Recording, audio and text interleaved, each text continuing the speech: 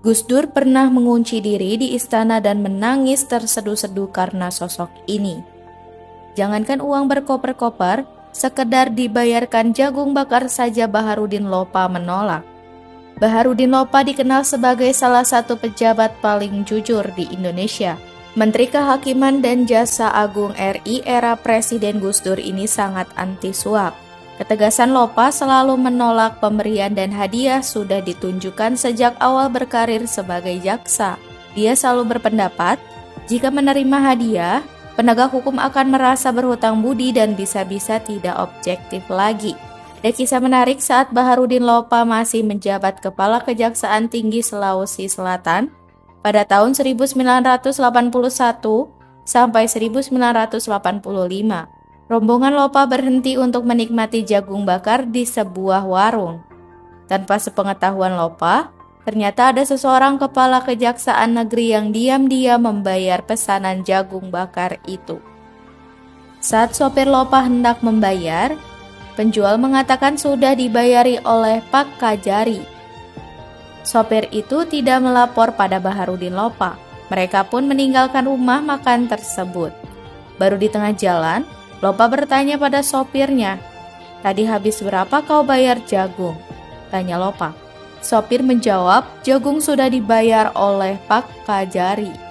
Lalu, apa reaksi Lopa? Lopa langsung memerintahkan sopir itu untuk putar balik kembali ke warung tersebut. Dia langsung membayar semua pesanan jagung yang dipesan rombongannya. Untuk hal sekecil itu pun Lopa tak mau integritasnya ternodai. Tak hanya cerita jagung bakar, ada lagi kisah di Aceh saat Jaksa Tinggi Baharudin Lopa diberi hadiah sekarung beras oleh seorang pengusaha. Beras itu diantarkan oleh seorang kernet bus ke rumah Lopa. Kernet itu menjelaskan dari siapa beras tersebut. Baharudin Lopa pun geram mendengarnya. Dia perintahkan kernet itu kembali ke rumah pengusaha yang menyuruhnya dengan pesan khusus. Ambil kembali beras sekarung ini di rumah Lopa. Demikian pesan khusus Lopa.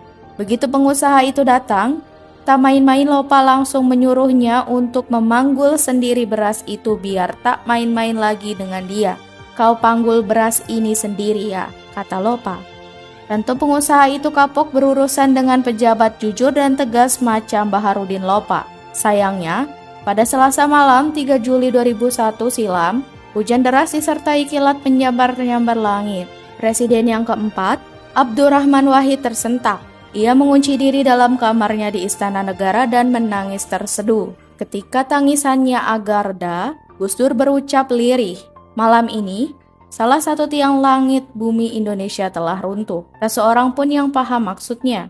Lebih-lebih bisa-bisanya cucu Hadratus Syekh Hashim Ashari itu menangis seduh-seduhan." Tangis dan ucapan Gus Dur baru terjelaskan ketika panggilan telepon berdering pukul 11 malam dari Kedutaan Besar Republik Indonesia di Riyadh, Arab Saudi. Berita yang disampaikan sang penelpon mengenapi penglihatan Gus Dur sambil mengantarkan duka ke seluruh penjuru tanah air. Jaksa Agung Baharudin Lopa telah dipanggil penciptanya. Berita meninggalnya Lopa yang baru dilantik sebagai Jaksa Agung pada 5 Juni 2001 terang menimbulkan keterkejutan sekaligus menjalarkan kabung yang dalam. Lopa meninggal mendadak. Keberangkatannya ke Arab Saudi dilantari panggilan tugas sebelumnya sebagai Duta Besar Republik Indonesia untuk Arab Saudi. Sesudah ditunjuk Gus Dur sebagai Jaksa Agung, ia harus menyerah terimakan tugas Duta Besar kepada Wakil Duta Besar KBRI Riyadh, Kemas Fajharudin. Setelah acara serah terima selesai, Lopa menyempatkan diri bertolak ke Makkah lewat perjalanan darat selama 10 jam untuk melaksanakan ibadah umroh. Selasa pagi 3 Juli 2001, Lopa mual-mual dan segera dilarikan ke Rumah Sakit Al-Hamadi, Riyadh.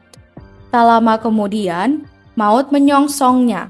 Kepergian Lopa yang mendadak terang mematahkan harapan akan proses hukum sejumlah kasus korupsi besar yang tengah dibedah. Nah, dari dua cerita tentang penolakan di atas, sekurang-kurangnya menjelaskan siapa Baharudin Lopa.